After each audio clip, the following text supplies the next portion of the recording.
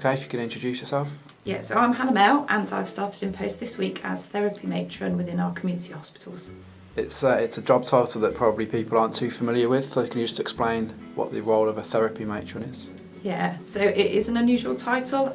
We don't think it's something that's used around the country really, but the idea of the role will be to develop our therapy services through some strong, clear leadership, thinking about how we're coaching, supporting, engaging our therapy staff, and also thinking about how we help the wider multidisciplinary team understand therapists and what they can contribute to team working really. And is it predominantly based in our community hospitals and recovery units, or is it community based as well? Or? Yeah, so I'll be leading the OTs and the physiotherapists across our community hospitals in the South and North Worcestershire, and then also leading the adult speech and language therapy service, which is both in our hospitals and out into the community.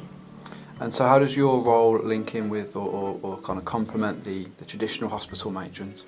Yeah, it's going to be really important that myself and the matrons work really closely together. That's part of the point of using the matron title, I guess, to make clear that this is a post that sits as part of that senior management team that can be a strong voice and a real advocate for therapists moving forward. So the care on the wards is still very much managed by those nursing matrons.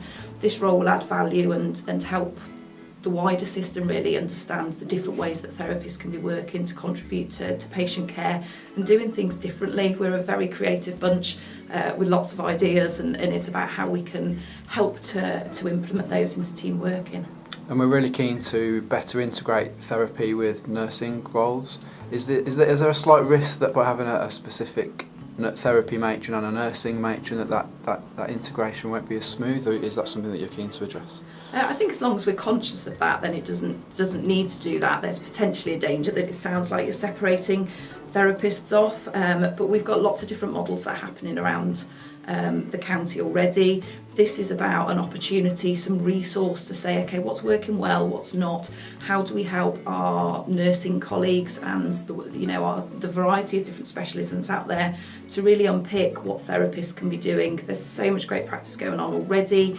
Our therapists have got a whole world of ideas of things that they want to do. So for me, this is about having somebody, a voice that can draw out those ideas and, as you say, really make it part of what's going on already rather than taking away from what we've already built. And it's early days, I think it's 1 week in. What's your first impressions of the role, and what's your kind of longer term ambitions for it? I think it's really exciting to have a job that hasn't existed before, because it can be anything that we need it to be really. So one of my first key priorities is getting out there, meeting people, understanding what's working well already, because we absolutely want to build on that. I'm just writing a survey monkey, love a survey monkey, to go out to the therapists about what's their sense of the vision for therapies, what are their frustrations, what are the things that if we could really do differently in the next 6 to 12 months would make a difference for them. And for me, that will form the action plan of what this role looks like, is the ideas that are out there already. Got some things I want to do around clinical supervision and in-service training, how we develop our therapists, and we've got a big piece of work going on in the community hospitals at the minute about implementing 7-day working. So that's certainly going to be a focus at the beginning of the role. And you've got some ideas for keeping staff informed about what's going on and about your day-to-day? Yeah, I've been really lucky, I guess, to have recently completed a Masters in Healthcare Leadership, the NHS Leadership Academy, the Elizabeth Gatt Anderson programme, and that has given me time to unpick kind of who I want to be as a leader and how I do things differently. So a new role is a great chance to do it differently.